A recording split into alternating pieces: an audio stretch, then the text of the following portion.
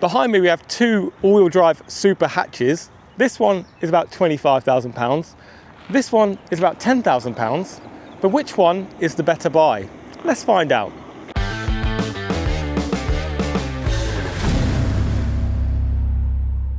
So these two cars are kind of similar in some ways and very different in some others.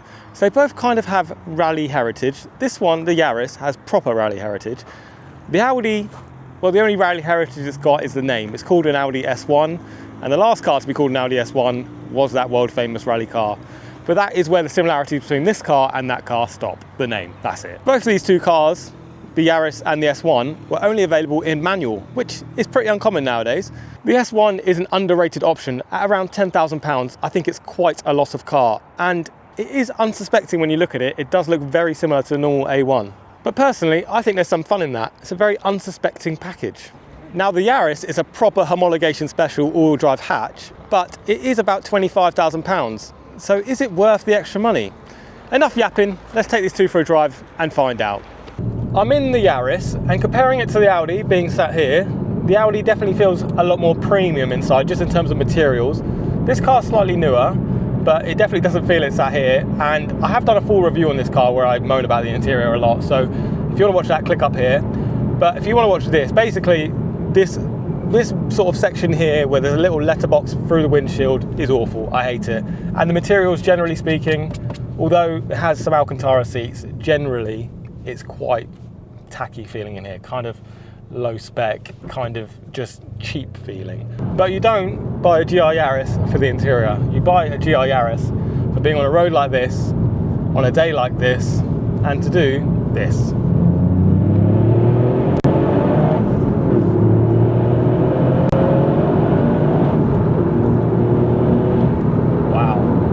That gearbox is so direct, so not cheap, but in a good way. The driving feel is so immersive and rewarding. I know people say it's like a rally car on the road, but it really is. You can feel the way the car rotates around a corner, the power, so good. And the steering, go around this roundabout now, super direct, power delivery, pulls you out of that corner.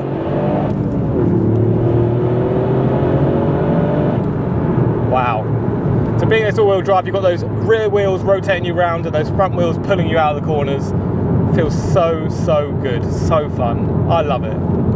I absolutely love this car, but let's go see what the S1 is about and how it stacks up compared to this car, considering it is a lot cheaper.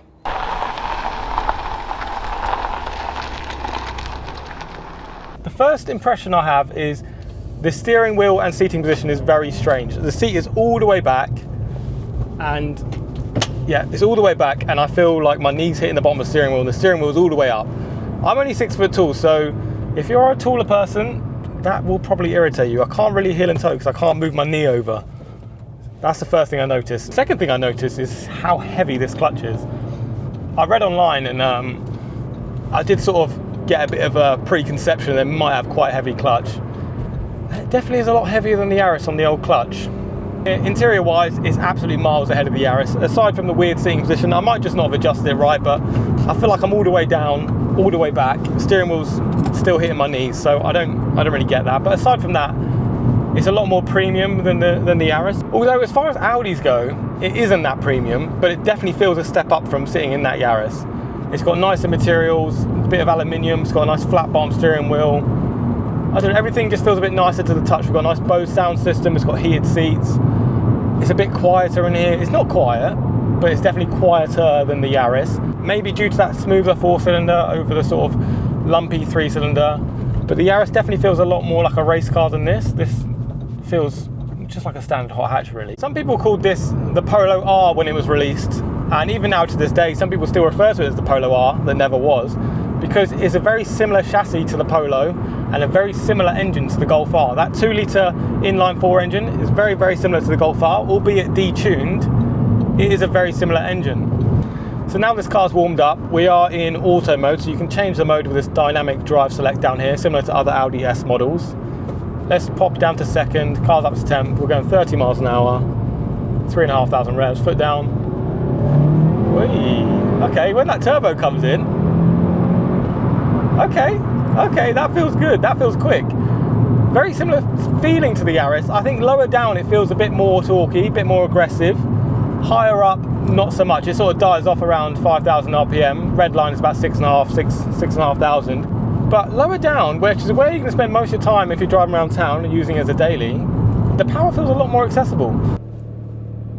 So I'm sat in traffic now. The gearbox in this GR Yaris compared to the Audi is loads better. I much prefer this gearbox. Very notchy. It's got a lot more motorsport feel. The other car feels a little bit more of a just a normal hatchback feel. This has a notchy motorsport throw to it, very short throw. So I think the Yaris wins on the gearbox front. And I will say the clutch in the S1 is so much heavier in this, which is bizarre because you would have thought, being, you know, a rally-bred hatchback, that the clutch would be heavier, but the clutch in the S1 is super heavy. So this particular car, the S1, was the last manual S car. So there's been no manual S car since, and with the way cars are going, there's not going to be one at all. So this will be the last manual S car, which is quite cool. And I think it's quite cool the fact these are only available in manual, and I think it suits the car. Yeah, that torque around 4,000 RPM to 4,500 RPM is a lot more aggressive than the Yaris. Either side of that, it's a little bit dead. It does come in quite early, but yeah, like I say, after about 4,500 RPM, there's not much there. I do think it's quite a friendly gearbox when you're going. I think the clutch low down when you're going low speeds, not super friendly, but when you're up and going, perfectly fine. And I'm used to it already, and it's been about 5 minutes, so it's not a bad thing. I like the steering feel. It is very light. It is an Audi. I can steer with one finger, whereas the Yaris, as I said, yeah. So the steering feel miles ahead in the Yaris. I can literally drive like this. So it's not exactly the most engaging drive. Power delivery is nice. The all-wheel drive system, being a Outtakes all-wheel drive system, is not a proper system. So it is and it isn't. I know some people aren't going to like that. It's not like the Yaris where you've got torque vectoring, you've got proper LSDs. This does not have proper LSDs. It's a Outtakes system. It's basically front-wheel drive until it feels slip, and then it puts a little bit of power to the rear, if I had to summarise it. It's not a proper all-wheel drive system. So it definitely has front bias, and you can feel that. It does feel a bit like just a front-wheel drive car. Whereas when you're in sport mode on that Yaris, you've got 70% to the rear. It definitely feels like a very different driving experience, especially powering out of corners, powering into corners. On the limit, on the edge of grip, it definitely feels very different. If I press the button, I can switch between dynamic, auto, or efficiency. Dynamic is essentially the sport mode, which I'm in right now. Okay, it does make the steering a bit stiffer. It might be placebo, but it does feel a little bit stiffer. Let's see if the throttle response feels any different, or the power feels any different. I'm going to come off this roundabout and plant it and see how the power comes down, see if it feels that front wheel drive.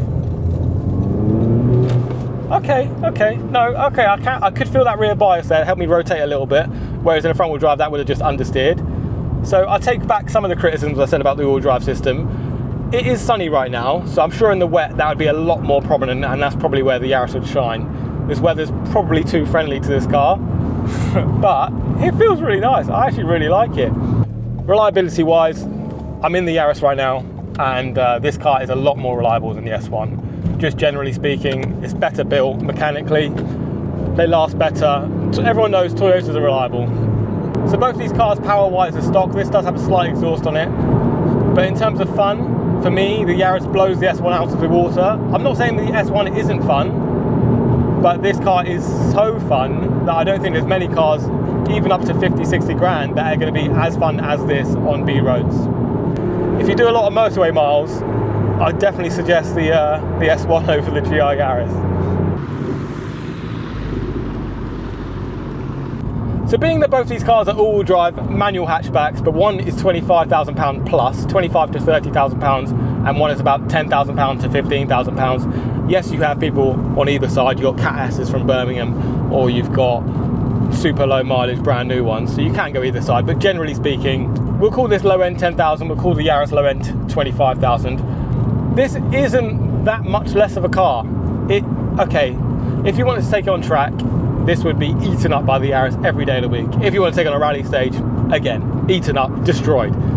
But if you just wanted one car to daily around, you can have a bit of fun in occasionally, I would probably be pretty inclined to go to the S1 for the money. If you wanted a hatchback to do everything in, and you wanted to go on track days quite regularly in your car, the Yaris every day of the week. This It would do okay on an occasional track day, I think, but that is definitely not where I'd take this car.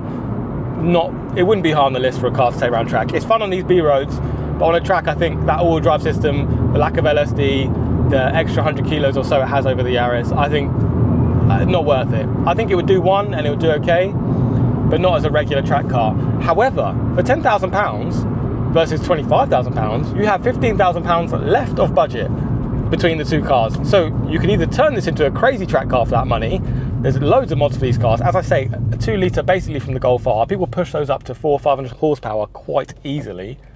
So you could just whack a bigger turbo on it, map it, bigger front mount intercooler, a few other bits, and get up to crazy power. Or what you could do, considering you'd be saving £15,000, you could buy yourself a dedicated track car as well as this for £15,000 you have left over. Well, okay, granted, if you want one car, if you only want one car, you only got space for one car, the Yaris.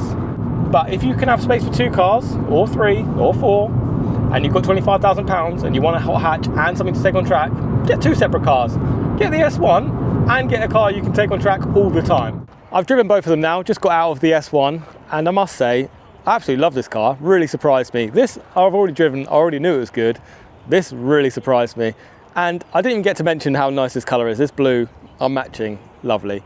But for me, if I've got a budget of £25,000, I'm probably gonna go £10,000 for this, and then £15,000 left over to buy another car for the weekend, an S2000, I don't know, a Civic Type R, something like that, or something to take on track, a dedicated track car.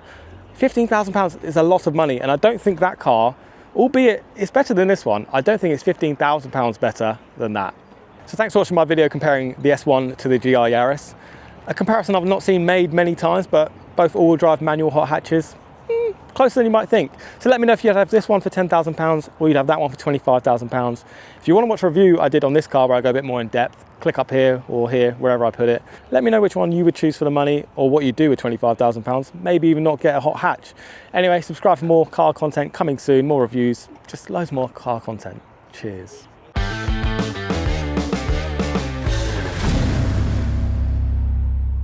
Very nice. Oh yeah, pull out on me. Yeah, go on, why not? Yeah, don't blame you. Okay, it does make the steering a bit stiffer. Again, might bleep to split. Oh, 430. They've aged so well. Oh my god, a TVR Tuscan. Oh my lord, in that lovely blue colour. Oh, another TVR. That was a Chimera. And yeah, make sure to subscribe for more, and make sure to subscribe for more, and subscribe for more car content. Mwah.